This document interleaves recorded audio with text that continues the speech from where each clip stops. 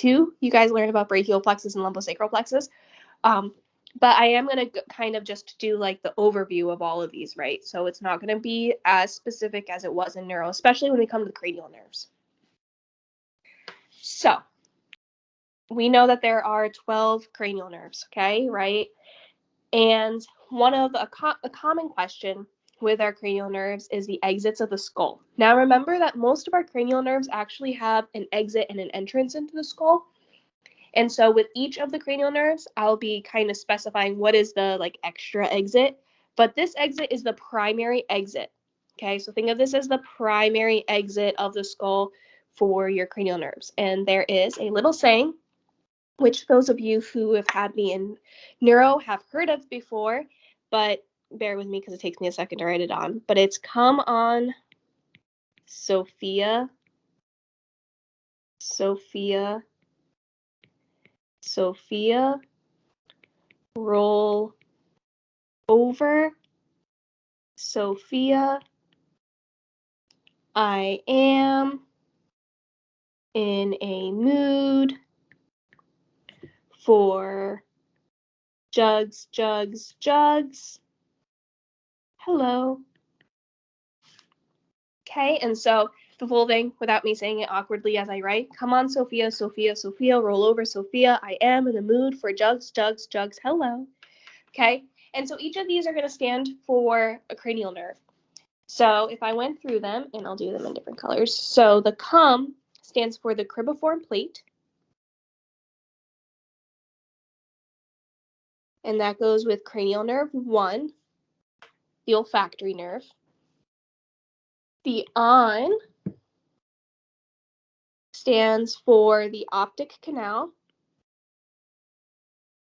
which is cranial nerve 2, the optic nerve. SOFIA, SOF, stands for the superior orbital fissure. And there are 4 cranial nerves that are associated with the superior orbital fissure, and that is cranial nerve 3, oculomotor, cranial nerve 4, trochlear, cranial nerve 5-1, so trigeminal nerve, but then it's the ophthalmic division, so V1. And then right down here with cranial nerve 6. Oops, and I can't write. There we go. Cranial nerve 6 abducens. So all 4 of those are going to go through the superior orbital fissure. The R stands for cranial nerve 5-2, which is foramen of rotundum. Rotundum. And that goes with V2. And which is our mandibular. And then, our maxillary. Maxillary is V2, mandibular is V3. V3 goes to the foramen ovale. Let me do it in a different color.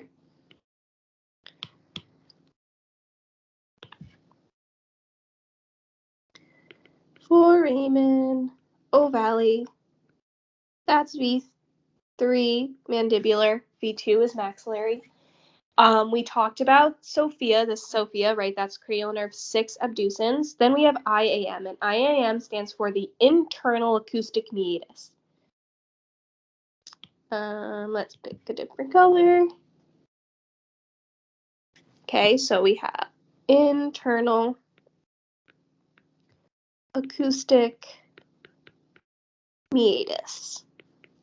And that is going to go with cranial nerves 7, facial, and cranial nerve 8, vestibular cochlear.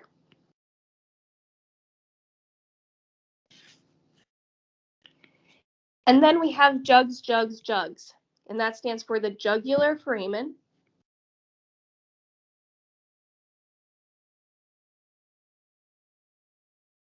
And that goes with cranial nerves 9, 10, and 11. That's why it says jugs times 3.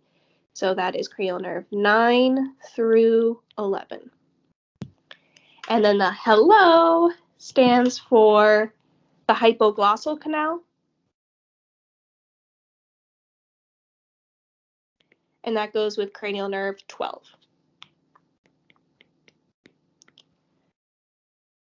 So those are all of the exits of the skull and the little acronym that I use in order to remember, like, oh, where is it going?